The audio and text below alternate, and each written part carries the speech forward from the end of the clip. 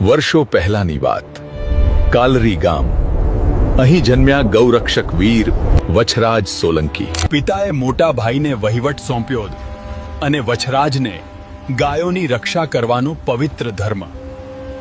મામા સામતસિંહ રાઠોડે વછરાજને પોતાની છાયા નીચે રાખ્યા અને જાગીરનો ભાર પણ સોંપ્યો। સમય જતાં કુંવર ગામના વજયસિંહ રાઠોડની દીકરી પુનાબા સાથે વછરાજનું સગપણ થયું અને જોત જોતામાં લગ્નનો રૂડો અવસર આવી પહોંચ્યો। ચોથો ફેરો ફરવા જાય ત્યાં બૂમ પડી, દોડો!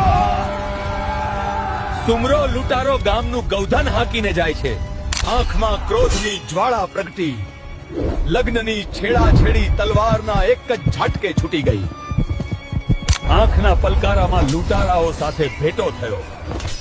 તલવાર અને ભાલાની રમછટ બોલી। વછરાજે બહાદુરીથી ગાયોને છોડાવી પાછી વાળી। ચારણાઈ દેવળમાં આંખોમાં આંસુ લઈને દોડી આવ્યા। બાપ વછરાજ, બધી ગાયો આવી ગઈ, પરંતુ મારી વેગણ ગાય હજી સુધી આવી નથી। માડી ખાતરી કરી? હા બાપ, મેં બધે જોયું। મારી વેગણ વિના હું અન્ન જળ નહીં લઉં। ત્યારે વછરાજે ભીષ્મ પ્રતિજ્ઞા લીધી, ઘોર મહારાજ વિધિ થંભાવો, જ્યાં સુધી આઈની ગાય ન લાવું ત્યાં સુધી બાકીના ફેરા નહીં ફરું। ફરી પાછા મરદ મુછાળો રણ મેદાને ચડ્યા, લૂંટારાઓનો પીછો કર્યો અને ભયંકર ધીંગાણું મંડાયું। વછરાજે વીરોની એક દુશ્મને પાછળથી ઘા કર્યો અને દાદાનું મસ્તક કપાયું, પણ ઇતિહાસ સાક્ષી છે, આ રૌદ્ર સ્વરૂપ જોઈ દુશ્મનો વેગળ ગાય મૂકીને ભાગ્યા।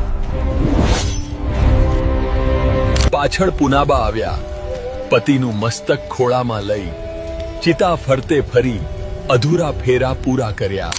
ત્યાં જ દેવલબા, હીરો ઢોલી, રતન ઘોડી અને મોતિયા કૂતરાએ પણ પ્રાણ ત્યાગ્યા।